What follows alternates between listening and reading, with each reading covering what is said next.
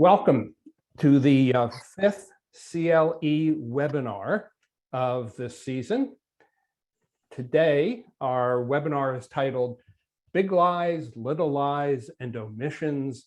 And Kim Ringler is with us again this year, and I will introduce her in a moment. Let me talk about a few things, administrative things first. Today, there will be only one attendance code read. It will be repeated about 5 minutes after it is read, and that will be the reading of the attendance code. Please do not put the attendance code in chat. That is not permitted. Today's program is intended to be interactive. We want you to do most of the work. We're posing questions. If you don't raise your hands, as I did last year, I will call on people because we have to have this as an interactive program. So now let me introduce Kim. Kim has focused on attorney ethics as a practitioner, disciplinary prosecutor, member of adjudicatory committees for more than 30 years. She's a graduate of Oberlin College and Georgetown University Law Center. She was deputy director of the New Jersey Division of Consumer Affairs, in charge of all professional occupational licensing boards. She also served as legal ethics liaison officer for the New Jersey Division of Law Newark. She provided guidance on conflicts of interest and other executive branch ethics issues. So, Kim, you are an expert. Would you agree? Yes. Yes. It's taken a while, but I think I have expertise. And in recent years, the New Jersey Supreme Court has loosened the language rules to allow a lawyer who actually has expertise to call him or herself an expert. The example that the court used was a tax lawyer who was also a CPA and had published in the area of tax law. And they said, yeah, it's not misleading for him to say he is an expert. So I have taken that decision to heart, and I do hold myself out as an expert in attorney ethics in New Jersey. Okay, that's great. We'd like to have people who actually know what they're talking about. It's preferable generally. it is indeed. Okay. So for New Jersey licensed lawyers, do the rules of professional conduct apply to them when they are mediating? The short answer is inspired by Gertrude Stein. And with apologies to Gertrude Stein, let me answer your question by saying a lawyer is a lawyer is a lawyer. So the Supreme Court, which has jurisdiction over all of us admitted attorneys in New Jersey, has determined that attorney conduct in whatever forum, personal life, private life, third-party neutral life, is subject to the rules of professional conduct. There are some carve-outs, which is for another day, but one interesting one is the newest rule of professional conduct, RPC 8.3G, I'm sorry, 8.4G, which pertains to basically discriminatory behavior on the basis of race, sex, suspect classification, and so on. There's a carve out when I lecture on that topic where you can be a jerk and a bigot if you so choose in your purely personal life, because 8.4G pertains to your activities as an attorney beyond the courtroom, beyond a mediation, beyond an arbitration. It can be in a bar association. It could be being excessively rude to a clerical person, but it's all in the furtherance of law practice. So with that carve out, I would say undoubtedly, lawyers are subject to the rules of professional conduct wherever they go and whatever they do. Okay. So with that, let's start on our actual presentation. And where are we? Okay. So there's our title, New Jersey NJAPM Ethics Webinar, Big Lies, Little Lies, and Omissions. Wasn't there a movie by that title? No, okay. Not the omissions part. Yeah, Big Little Lies, maybe? Something like that, right? Yeah. Okay, so I just have this as a predicate for some of our, for all of our fact. And this is the ABA Model Rule 4.1. And it says an attorney shall not knowingly make a false statement of material fact or law to another or fail to disclose a material fact when disclosure is necessary to avoid assisting in the completion of a crime or fraud. But the ABA gives little guidance as to what is a material fact. It depends upon the circumstances. You can also look, I am sure, to case law in New Jersey or other rules in New Jersey or rulings for some more information on this. For non-lawyers, we only have a limited amount of standards. And I'm posing a question which we can discuss later as when we get through some of these fact patterns is, should non-lawyers be looking at the same standards that lawyers are required to use at, those rules of professional conduct? Absent anything else, isn't it a good idea for us to be doing that? So, but let's think about that as we go. Can I jump in Yes. just while we're talking about the predicates? Yes. Because I want to be a lawyer-like lawyer. Yes.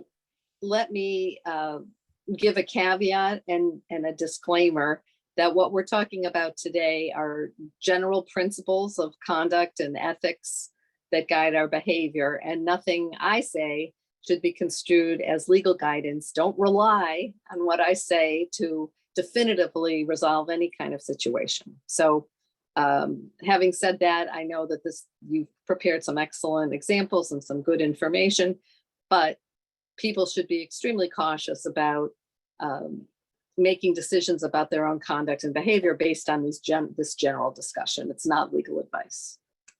Okay, so let's see. I think Jay has already raised his hand, and Jay, go ahead and ask your question. Well, it's not a question so much as a comment. Being in another profession, after all, I spent 50 years as a practicing CPA. The profession has definitions of what materiality is, and I think it's not a question that we have to use the ABA's definition of materiality, although I'm not saying we should ignore it, but certainly I would look to, in civil matters, the accountant's definition of materiality and how it relates to the fact pattern to see whether it fits the fact in terms of materiality. Without going into definitions, suffice to say that materiality in terms of accounting says that if the omission was significant enough that the person, had he or she known about it, would not have entered into the transaction, that's material, all right, in a general sense. Now, you could fit that for any case, you know, whether it's fraud or whatever, but that's a general definition, and I'm sure the attorneys have something similar.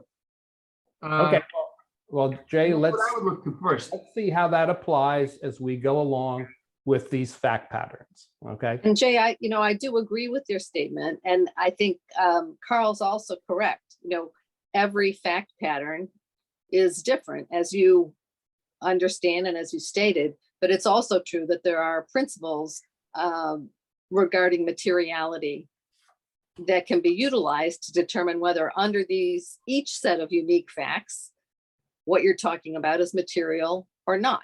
So, you know, those two conclusions go hand in hand. They're not in conflict, but I think you're absolutely right. There is a body of law and opinions and generally accepted accounting principles that can be turned to in order to determine materiality. Okay. So let's go to the first one. And in a civil mediation, the plaintiff, attorney, and mediator are in a confidential caucus.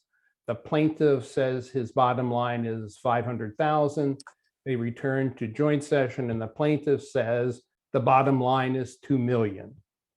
Do you do anything as the mediator or as the attorney for the plaintiff? Okay, Mr. Lenro, let me put you on. Okay, Bob. Okay.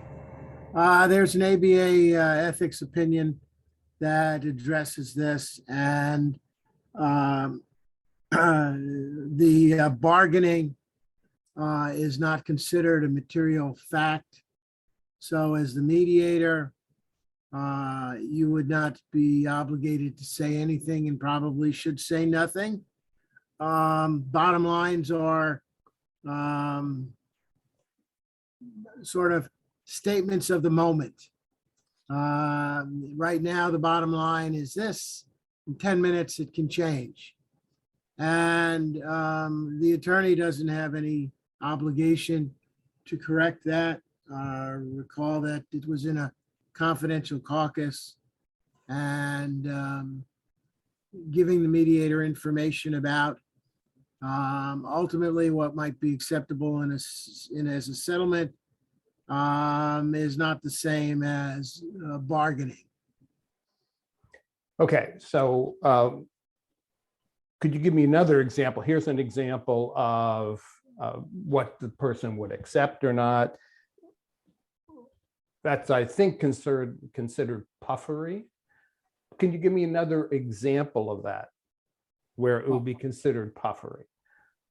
Well, if you were to say, you know, my damages are, or my losses are $1 million. You know, that might be puffing it on it. And that might be something that would be subject to discovery in a lawsuit or further explanation in the exploration in the mediation. You know, that would be puffing on something. Okay. Where you probably get into trouble is representing what the law is. Sort of expanding cases and what they mean. But that seems to be done before judges all the time.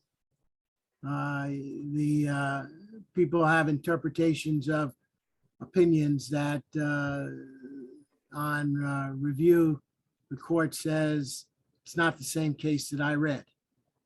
And so, Okay, so let's vary it just a bit. So the mediator is asked by the defendant now in a private caucus to come back with the bottom line of the plaintiff. And the plaintiff says his bottom line is 500,000 again. But he says, tell the defendant that the bottom line is $2 million. The mediator goes back to the other party and says the bottom line is $2 million. Is that a problem? I mean, given my interpretation of what bottom line is, no. And if you know, talking about bottom lines is just a non-productive exercise in mediation, because the bottom line is whatever's ultimately agreed to as a settlement, and bottom lines change depending on the negotiations. So when you're in as the mediator and you're conveying offers or proposals, whatever you want to call them, what you convey is what they authorize you to convey. So if they say, well, we settle for 5, but ask for 2 million, what they want is 2 million. And I wouldn't go back and say to the defense, their bottom line is $2 million. I'd simply say they would like their proposal, their request is for $2 million. Okay, but let's say that you would not do the former. You would not go back and say the bottom line is $2 million. In other words, isn't that a lie? At that point, that is a lie. What you could I don't say, interpret it as a lie because I would never ask the question, what is your bottom line? no, but put that aside. The fact pattern is that's what you've done. You know it's not true. You as the mediator have now said it as a statement of fact. If you repeated that, that would be a lie. And you, Kim, Excuse me. Yeah, Chime in. I have a question, which is there not a way to utilize our training to convey something that reflects the position of the plaintiff while at the same time avoiding a bald-faced lie, an incorrect statement of fact? And if you are a lawyer or not, if you're doing mediation, you have some skills under your belt. right? And it's not so difficult to thread the needle and to say, my client's position is this case is worth $2 million and he deserves every penny of that $2 million. That's my client's position. If you're asked directly, are you authorized to accept a number less than 2 million? If you're not authorized, you can say, I'm not authorized. I can go back to the client and see where we are. But I agree with what I think you're suggesting, Carl. You can't go in and say, it's either $2 million or we walk. We are not interested in any settlement that, or any resolution that involves, 199 and change, 100,000 and change. We are wedded to the 2 million. So I also agree, Bob, you're pointing out something valid, which is you can posture part of the negotiation process. You can bluff, but specifically for attorneys, you can't lie. And specifically for anybody who wants to preserve and build a reputation as trustworthy and reliable, because most of us, it's not a one-shot thing. We're going to be continuing to mediate, continuing to practice. You want to be the kind of person where if you make a statement, no pun intended, people can take it to the bank. Right. Okay. But Carl, Yes. there's no requirement that you answer the question that was posed. And you may not say, I'm not answering your question. You may answer the question in a way that doesn't answer the question, but delivers the information. To go back and say they want $2 million, you may be subjected to some cross-examination of a bottom line, was that the bottom line? And how you handle that is up to you. Personally, I would say, I don't want to know any bottom lines. Those are, Well, you could say useless. instead, the damages or the costs or whatever the factual predicate is for that number. Right. I think I think you're on the right track. Something I learned years ago when I was a public official. You learn it trial by fire. You don't have to, as you just said, you don't have to answer the question asked in some circumstances. A judge asks you a question, you have to answer that question usually. But in this situation, if somebody says, what's the bottom line? And first of all, you don't like that term. And second of all, there's a discrepancy between what your client will take and what he has told you he wants you to present as the figure on which to resolve the matter. You can answer a different question or you can sidestep the question. Even while doing that, keep in mind the broader principles of not wanting to lie, not wanting to lie by omission or mislead by omission. And I don't think we're in that territory here if we do what you and Carl are talking about.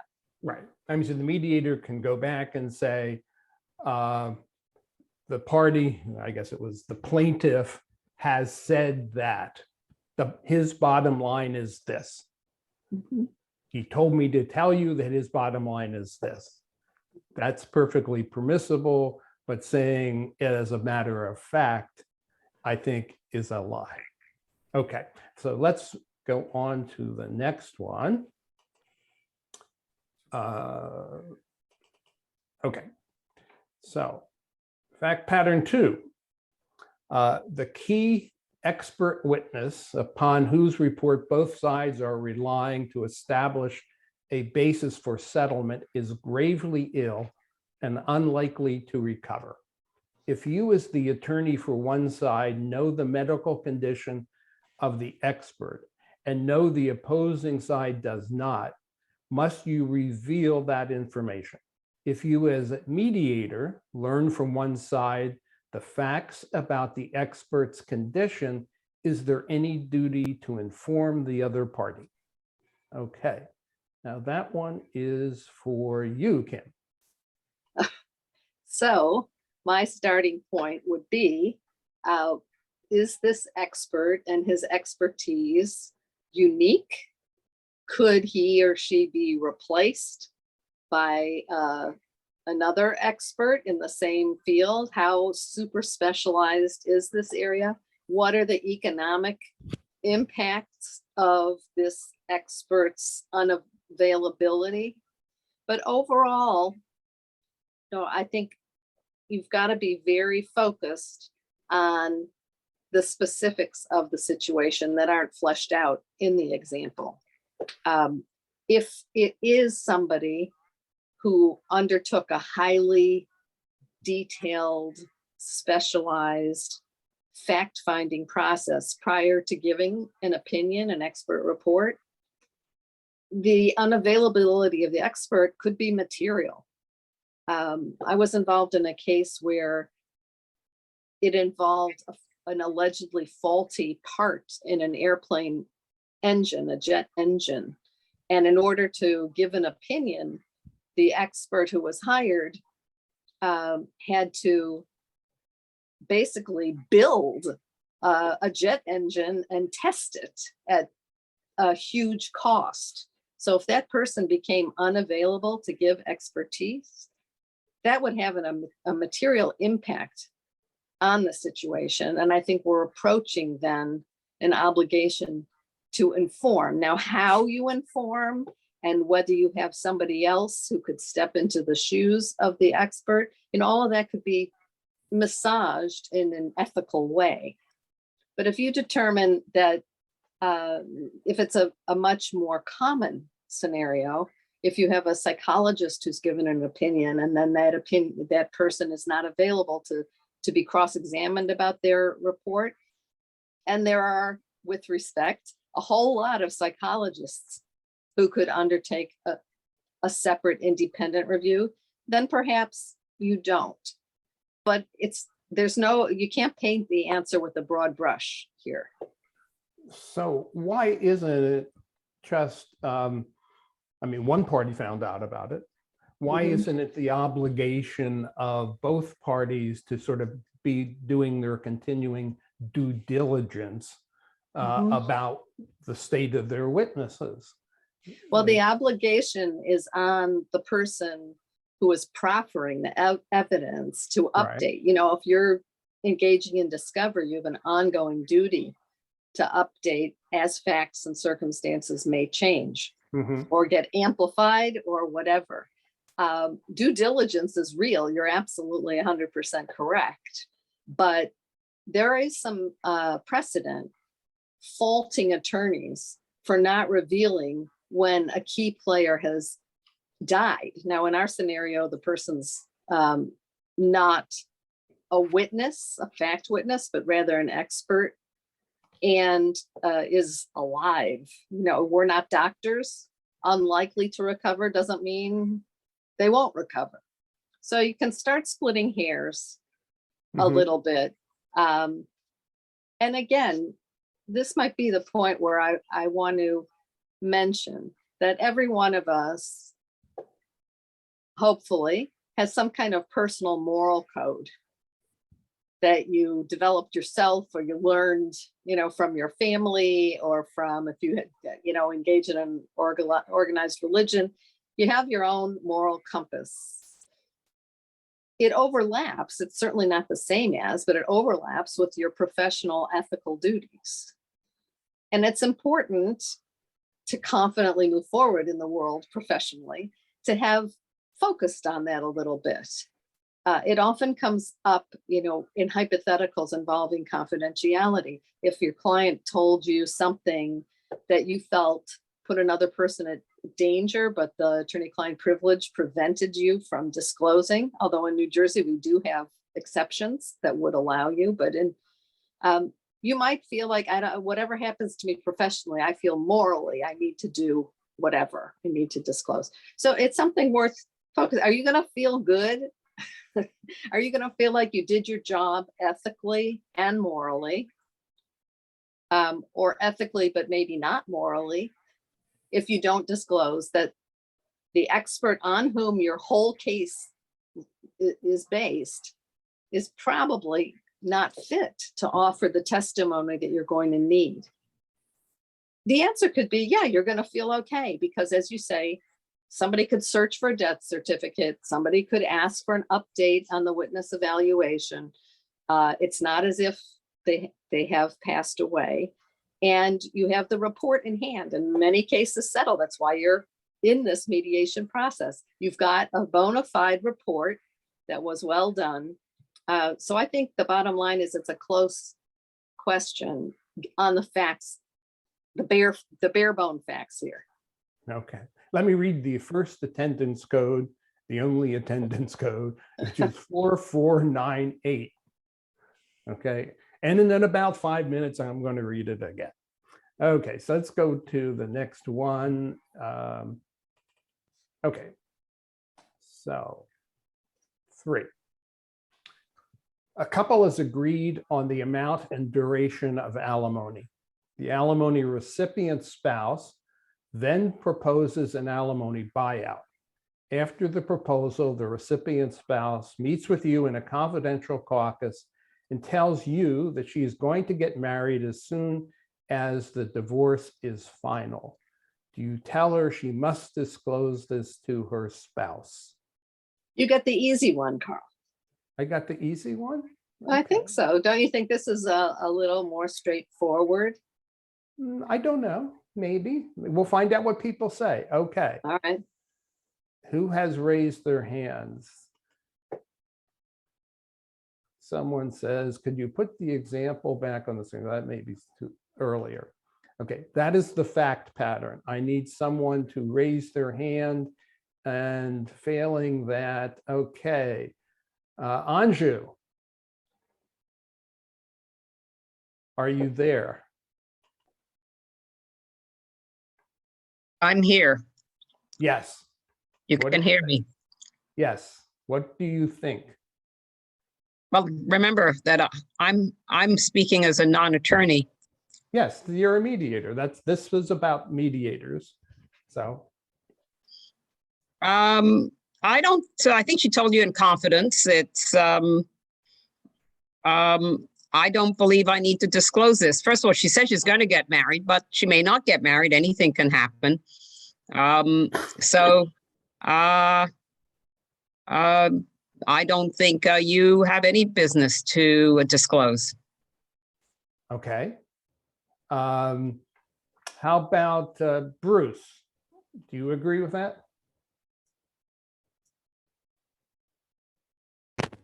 Sorry, you got me without my microphone on. No, now it's on. So, I think it's a material fact. It is a material issue related to a buyout. If she gets married, as soon as the divorce is final, he won't have to pay her any alimony. So I think we've had this discussion before. I think this is asking the mediator to potentially be committing a fraud or participating in a fraud against the husband. And I would likely require her to disclose it or withdraw as the mediator. Okay, so let me ask you this question. When there is discussion of an alimony buyout, aren't some of the risks and, well, the pros and cons, the risks of doing an alimony buyout are known to the parties? And one of the risks is that there is a remarriage or some other event which would make it less advantageous to have done a buyout. Isn't that sort of known by the parties? And if it's known by the parties, why is this then material? Yes, it's a risk, the same kind of risk of death or cohabitation. But she is affirmatively saying, I am going to take this money, even though I know I shouldn't be getting it, and I'm going to get married right after the end. She's telling you she's going to do this. That's the part that changes it from a risk to a reality. Well, but as Anju says, it's a reality today. It may not happen. All kinds of events could change it. So, okay, let's change the facts on it a little bit, which is, how about if the buyout had been proposed not by the spouse who was going to receive the money, but the spouse who was going to pay the money? Now, that person must be aware of all the risks to it. Does that change your mind, Bruce? I don't know that it changes my mind drastically. I think that a lot of this also depends on the circumstances of the buyout. You know, how much is this person paying? Was he or she anticipating, you know, paying for a long period of time? It's really an isolated issue. There's a lot more to it, I think, than just this. But I don't think the person offering makes a difference one way or the other to me, in my mind. Okay. I would just not be comfortable proceeding with that piece of information. And quite frankly, you know, I would worry that person's going to come back to me, you know, a few months later and say, I heard you knew about this and you didn't disclose it. Okay, let me change a little bit. And I have a reputation I want to protect also. Right. So let me change a little bit more. So it's the payor spouse is the one who proposed it, but that person also had discounts in the amount of the lump sum for remarriage, cohabitation, and death. So this party has now clearly contemplated all three of the events that would turn, end a periodic payment of alimony. Does that change it? It might. Okay, it might. That's that for a good lawyer answer for you. Well, that's fine. That's fine. Okay. It might. Okay, Yeah. let me turn to Gabrielle, who has her hand raised. Gabrielle? Hello. I actually had a case where my client told me she anticipated getting remarried shortly. And I represented her, and there was a mediator. I don't believe she told the mediator. I don't recall that. And I had anticipated when she said that would be within a couple of months of what we were doing with a lump sum. And in fact, it was like a year and a half. She did get remarried, but it was a year and a half later. So no matter how sure one person thinks they're getting remarried. In fact, I've experienced that may not occur at all, or it may really occur down the road. So I just wanted to mention that that's really true. So would you have had a problem with the original fact pattern? I don't think they're entitled to know that, because you just, life is unexpected, especially nowadays. And I mean, for all I know, somebody get coronavirus and die. So I did not disclose it. I didn't think I was obligated to as her attorney. Okay, Margie, you want to ask a question? Unmute. No, I didn't want to ask a question. I was going to, I'm not a family lawyer, but as a contract lawyer, I would say I would have immediately, in a buyout situation, included terms in that buyout which would have provided those escape hatches or covered those risks of death, cohabitation, whatever, and allowed for, some reduction or some payback or whatever of the alimony buyout, so that the attorney with the knowledge of the potential occurrence would be able to stand on ground. Yeah, well, I mean, those are normally discussed anyway, those kinds of discounts for those events, because let's say someone gets divorced at age 42, got married at 21, they're going to have alimony, potentially pay alimony for a very long time. On the other hand, how likely it is that someone at 41 is going to get remarried or cohabitate during that next 20 years? Pretty high, pretty high, so anyway.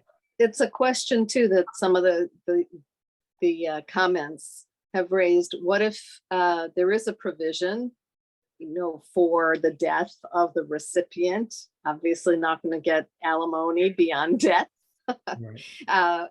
But if at the time you're negotiating that the person sadly has a terminal illness, and you negotiate a great lump sum in lieu of a payout, the same question arises and the same considerations apply. Is that information material? Yes. Is it confidential? Maybe. Is it uniquely within the control of the person who has knowledge, or could it be discovered? And most importantly, as I think Margie said, it's something that is part of the job to anticipate either expected or unexpected occurrences. So an eventuality that isn't a certainty is something to be considered in the resolution. Whether you have to disclose something that you have superior knowledge about, it's still a likelihood, not a certainty, as I think Andrew or somebody, Gabrielle, mentioned. Until it's done, until you are remarried, until you have passed away, you aren't. It hasn't yet occurred. So where would you come out on that one?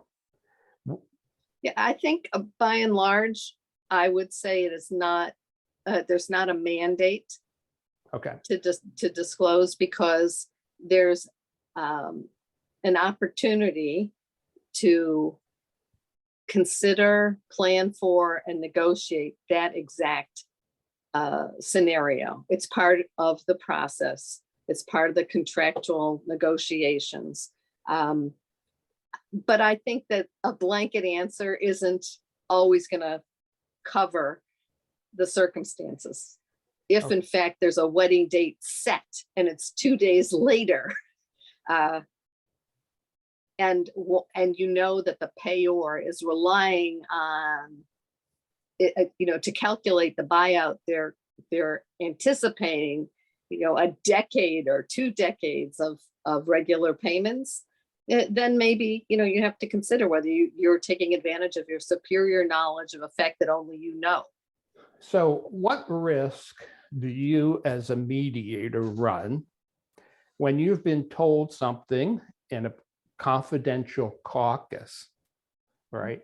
And what are you going to do when you say, well, gee, my moral compass says I have to do this, even though it may not be, it's questionable whether it's material. In fact, I probably think it's not, but I think I ought to be doing that. It's the right thing to do.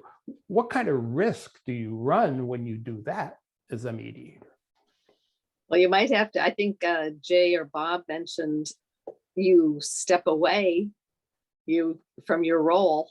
You may have to give back some fees if you've disqualified yourself, not because you have to, but because you feel morally it's the right thing to do.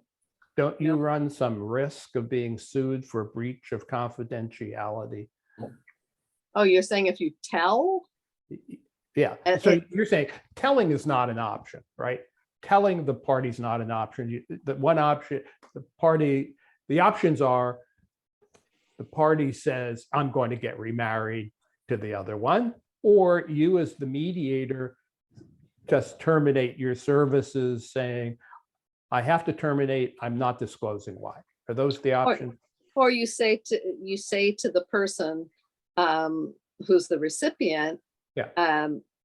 I need, in order to have a meaningful, long-lasting, mediated resolution, we need to put this fact or this eventuality or this prediction into the pot. And you explore it, and then if the person, if you as mediator conclude that it is material and that you're uncomfortable, and that you have stepped back and maybe gotten, called Carl for advice or sought a peer's help and analyze this situation, then you have to decide what your options are, and terminating without disclosing is one. Urging the person with the knowledge to make a disclosure of some kind. It doesn't necessarily have to be, I'm getting married right away, but it could be the option to marry is on the table. We should make sure we're, fully considering that. There's a lighter touch way of referencing that factor, which is very pertinent if you're negotiating a buyout as opposed to a payout over time. Okay. Mark Annette has his hand raised. Mark. So I put a comment in there, but if the party did not mislead and did not say that I have no intention of getting married, then it was an open question for discovery for the other party, and they reached their own bargain. It's not our job to make sure that they reach a fair bargain, but it's their bargain. So I don't see why, unless the other party misled and did something deliberate in terms of doing this, that there would be any duty to disclose.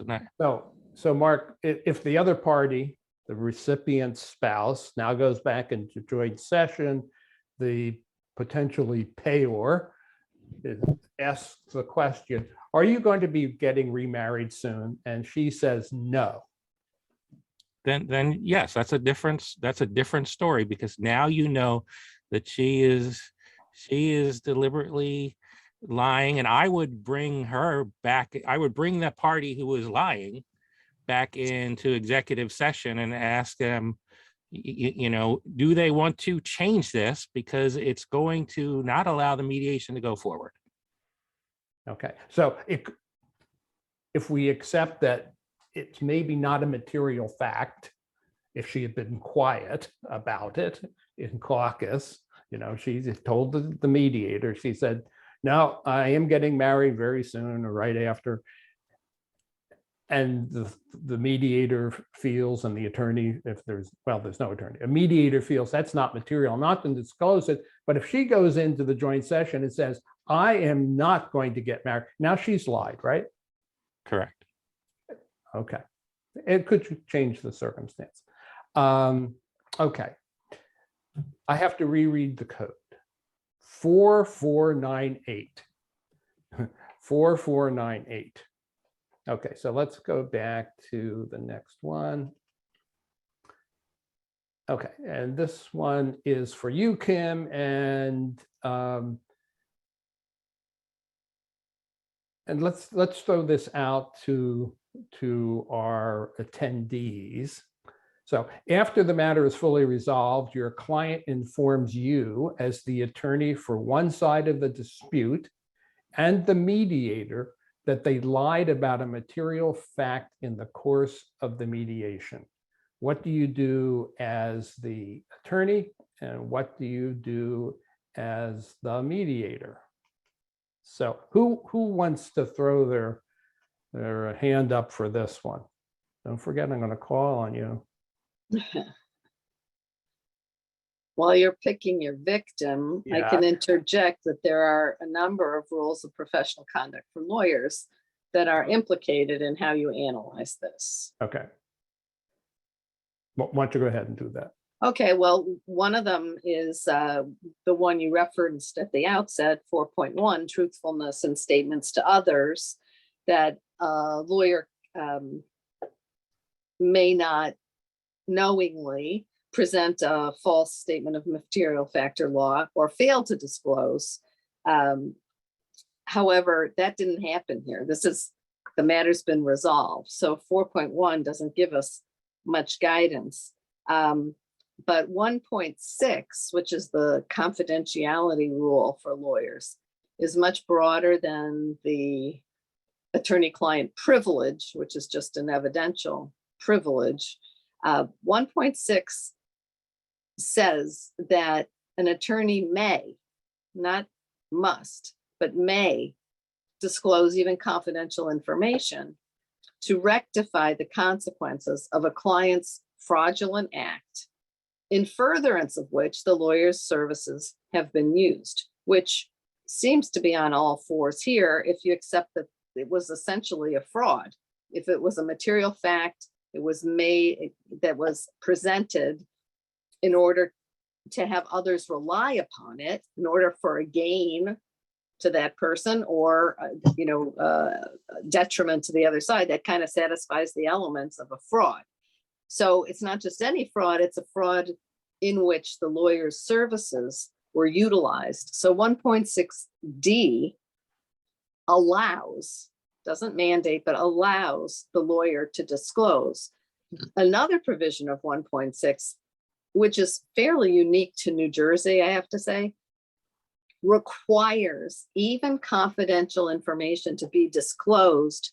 But that's only with respect to future harm.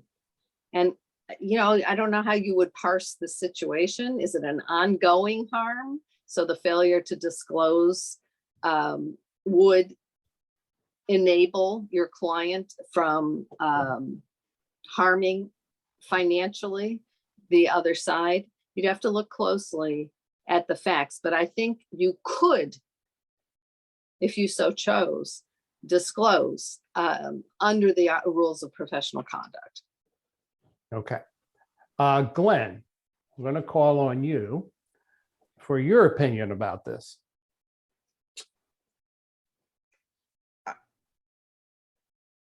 I have to just agree with what was just said. Basically, it's the difference between the may and the must that we have concern with. So, okay, so let's then talk about the non-lawyer mediator. Do you think the non-lawyer mediator is in the same position or has more leeway than the lawyer mediator?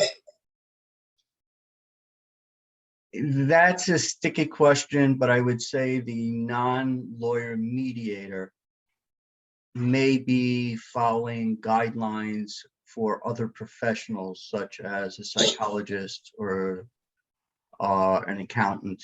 They have their own guidelines if they belong to those associations.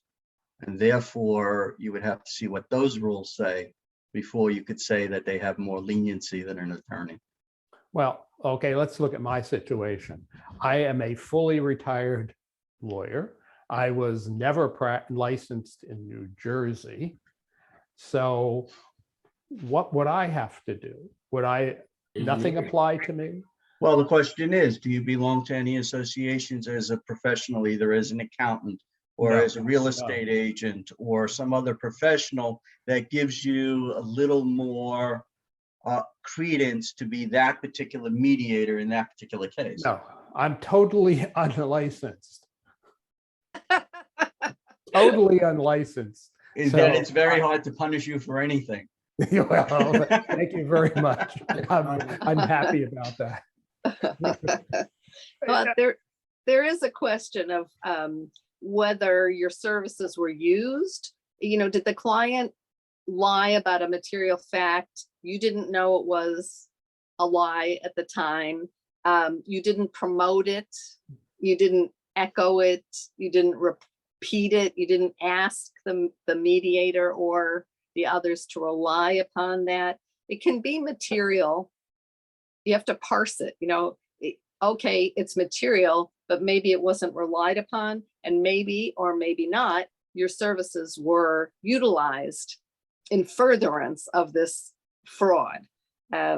So if you didn't elicit the comment, if you didn't encourage it, if you didn't ask the other parties to the mediation to rely on it, it might change the outcome of your answer, even if it's material. Okay, I'm going to move on to the next one because we're running a little short of time. And I'm sure Gabrielle and Margie will ask questions about the next one. Okay, so here we go again. So this one's I find interesting. Defendant's doctor performed an exam on the plaintiff and learned that the minor plaintiff had an aneurysm that the plaintiff's doctor had not found. Defendant's counsel was made aware of this, and in mediation, the parties settled the case without making the plaintiff aware of the aneurysm. 2 years later, the plaintiffs discovered the aneurysm and sued. Does the defendant, or did the defendant, have to disclose the medical condition?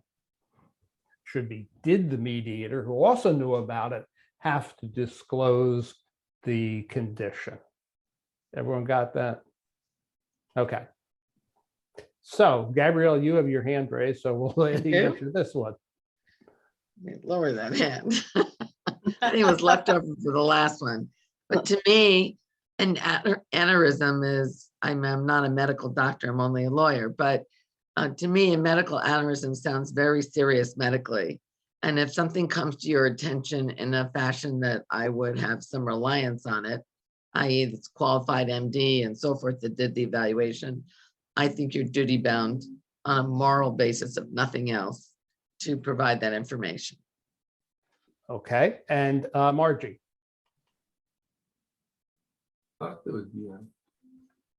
Margie, did you have your hand raised?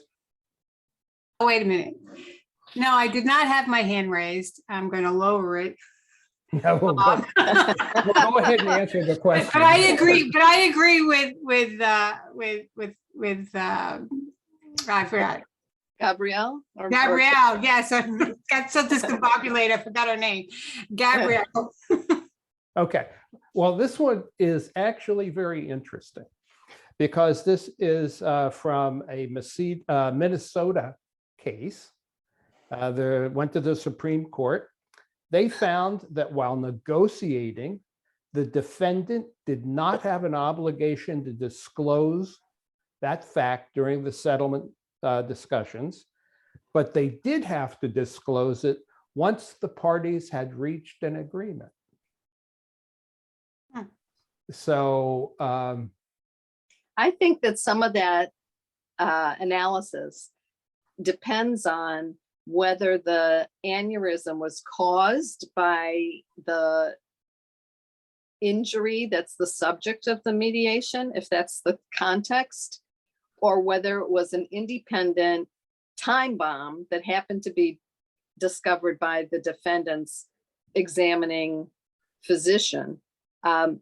We've talked about morality, and if you think this is a minor and they have an aneurysm that could explode at any time and kill them, and you keep that information to yourself because you have to, under confidentiality provisions in the legal context. I think Minnesota has come to a kind of, split the baby in half. Yes, keep it confidential, take your money, but then do the moral thing and say, hey, get that kid checked out, even though the other party had the equal ability. I mean, they are the other side. They should have another examination, but it underscores how fact dependent these situations can be in terms of figuring out what your obligations are and what your options are. Okay. Anyone unhappy with that decision by the Minnesota Supreme Court? I thought it was rather clever. Margie, your hand is still up. Is it? Do you I ever have- lower your hand, Margie? Now? Lowered. It's lowered. It's lowered? Okay. Okay. Does anyone else have their hand raised? Yes, they do. Felicia, I'm sorry. You were way at the bottom. Felicia? Yeah, no problem. I think this was very difficult for that doctor because he obviously had competing interests between his legal obligation to his client that hired him for the examination and his moral obligation and his medical oath that he took. So I think a lot might also depend on whether this was a life-threatening condition. There are different types of aneurysms depending on size and location.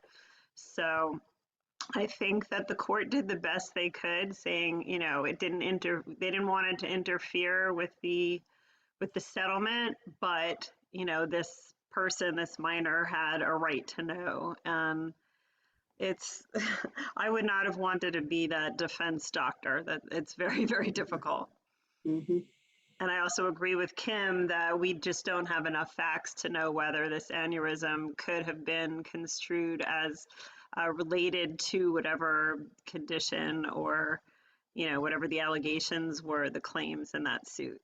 So yeah, I think the court did the best possible solution that they could. Okay. So Kim, we're almost Aye. out of time here, but I have a couple of, No, I'm sorry. of course, I'll call you back later. Kim, I have a couple of questions for you. Uh-oh. How often do you get called by lawyers that have ethical questions? Or Well, do you every get them day. Every day. Yes, Okay. And more or they're- less, certainly every week.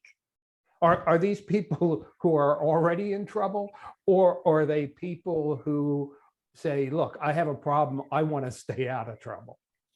There is a split, but I have a number of lawyers who I encourage to call me before they act. Maybe they once had a problem, or they had somebody posted something online that made them furious, and before they put their fingers to the keyboard, they thought, let me call Kim. I have clients who need to terminate an attorney-client relationship, and they stop and they say, oh, before I do that, let me make sure I do it in an ethical manner. I have clients who want me to review their websites to see that they've properly put the disclaimers and the links to awards that they've gotten and such.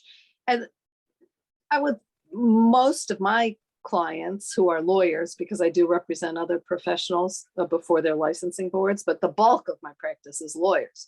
So most of them are in trouble. And the smart ones reach out early.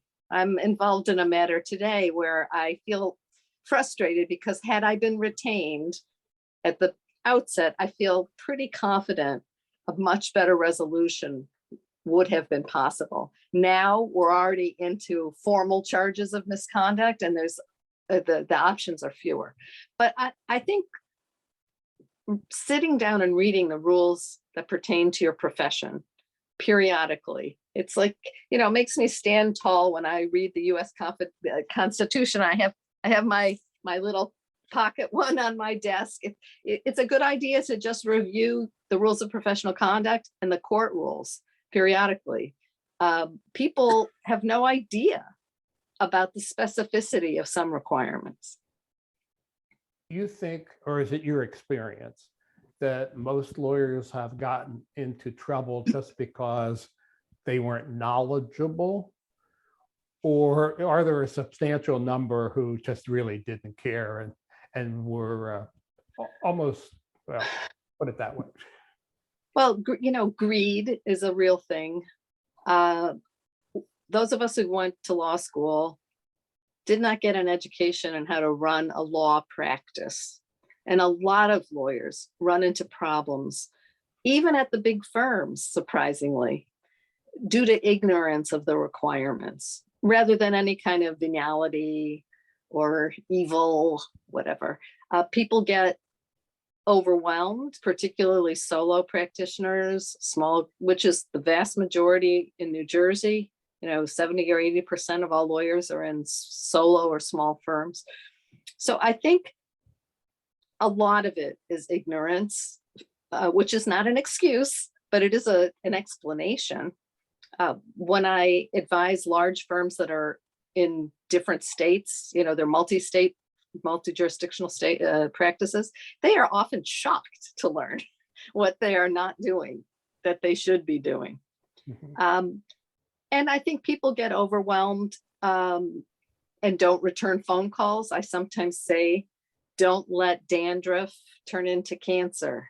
Answer the call, provide documents, have some systems in your office so you can make sure that you are in communication, whether you do it or you hire somebody to get back to people. People expect instant results. And a lot of times the lawyer did nothing wrong. You've been really diligent on behalf of your client, but the client doesn't understand that. So communication, and mediators and lawyers are good at communication. That's probably central to avoiding problems. Okay. Well, I want to thank you very much. And I want to thank My everyone pleasure.